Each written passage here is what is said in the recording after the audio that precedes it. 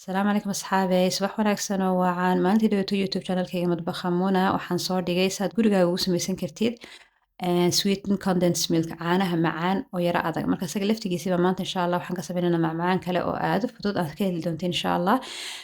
wuxuu soo shabahaa chocolatka bounty la yiraahdo bounty bars anu yaraantayda saa umaan jeclin snickers iyo twix iyo kitkat baan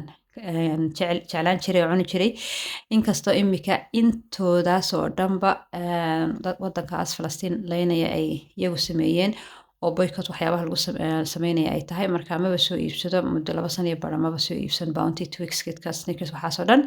laakiin guriga waxaa ku samaysid baaba ka fiican healthy ah wanaagsan fudaydna wey insha allah waa kuma iyagiyo diyaarsada arkaysiin youtube channelkayga madbaxa muna asxaabay soo booqda subscribe share iyo like no xaggiina halkaasaan soo dhigay insha allah sidaa u samayn kartid horena waxayna tusay snickers bars aad u samayn kartiin oo iyaguna aad u fudud an waxaan jeclahay inta badan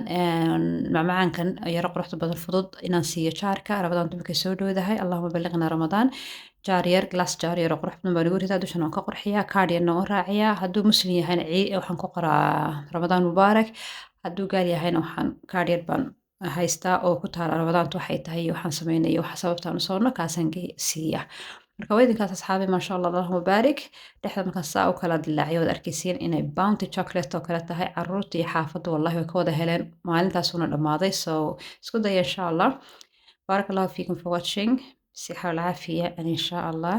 see you next time